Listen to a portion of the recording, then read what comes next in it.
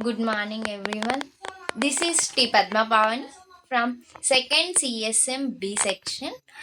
I am now pursuing my graduation at Srinivasa Ramanujan Institute of Technology under my CIA 2 assignment in Artificial Intelligence.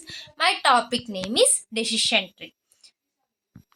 Now, let's discuss about decision trees. Decision trees are hierarchical structure. Decision trees are a type of supervised machine learning algorithm. In machine learning, there are three types of learning algorithms. They are supervised machine learning, unsupervised machine learning, and reinforced machine learning.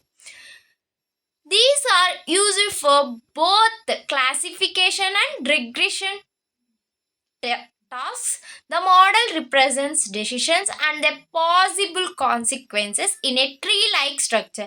Basically, tree is in hierarchical structure.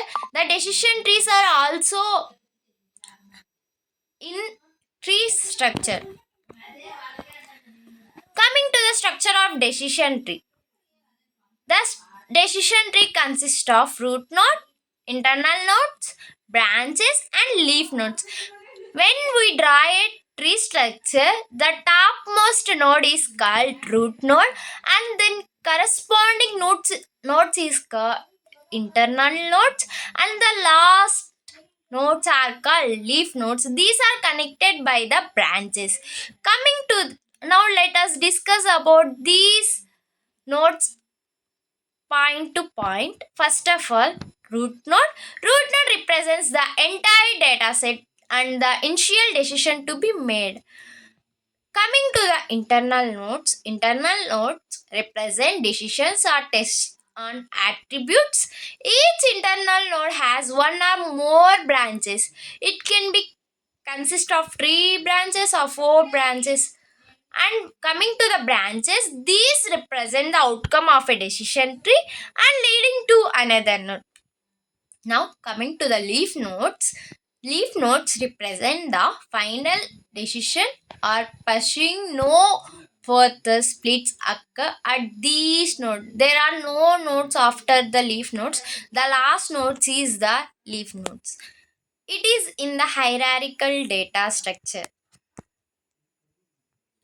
How decision trees works? Decision trees use a top-down approach to split data into subsets.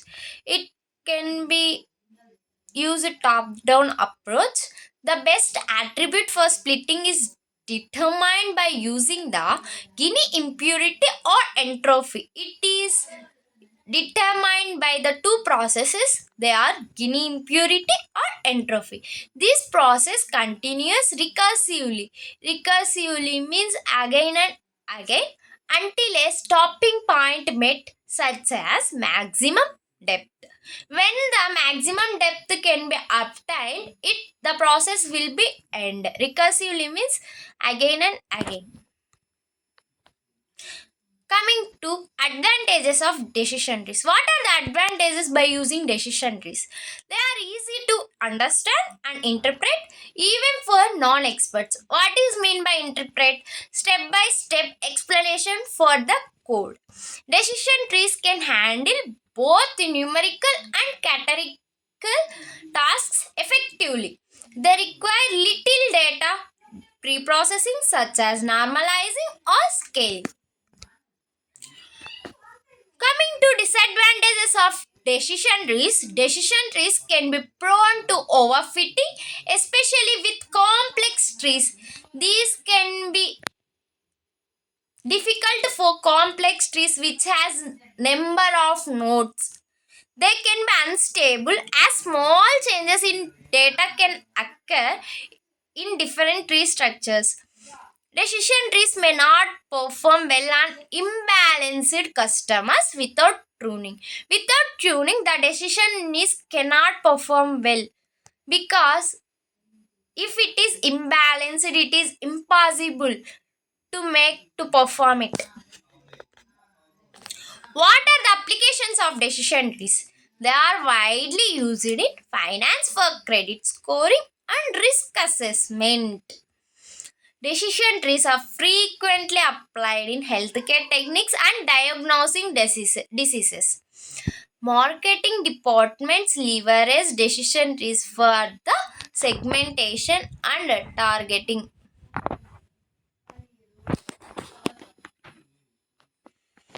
What are the decision tree algorithms? Decision tree algorithm can also based upon the divide and conquer algorithm. It can be followed the divide and conquer algorithm also, which we learned in ADSA.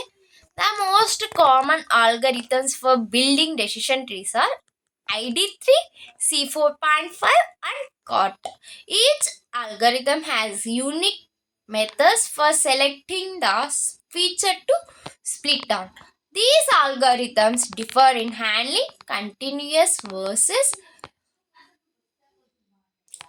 organizing data and pruning techniques. What is pruning in decision trees? Pruning plays an important role in the decision trees. Pruning means removing the unwanted nodes which are not used in the decision trees. Pruning is the process of removing branches that have little importance. Which has little importance, it can be pruned. It helps reduce the complexity of the tree and improve the generalization to new data. Pruning can reduce the complexity. If we have the very complex trees, it can reduce the generalization. There are two types of pruning ideas. They are pre-pruning and post-pruning. What is meant by pre-pruning? The pre-pruning is the technique which is used before the tree is formed. Before tree is formed, the pre-pruning technique can be applied. And coming to the post-pruning technique, the post-pruning technique can be used when the tree is formed. After the completion of the tree, we use post pruning technique. Again, pruning is the process that remove branches that have little importance. Comparing decision trees with other models. What are the common models that compared with decision trees? Decision trees can be compared to ensemble methods. Ensemble methods like random forests and boosting. Unlike linear models, these are not performed like linear models. Decision trees can capture non-linear relationships in data. It can uses only non-linear relationships in decision trees. They can also be combined with other algorithms to improve predictive performance. It is also combined with other algorithms. Conclusion and future trends. What is the conclusion? Decision trees remain a fundamental tool in machine learning and data analysis. Their interpretability and adaptability make them suspicious various applications.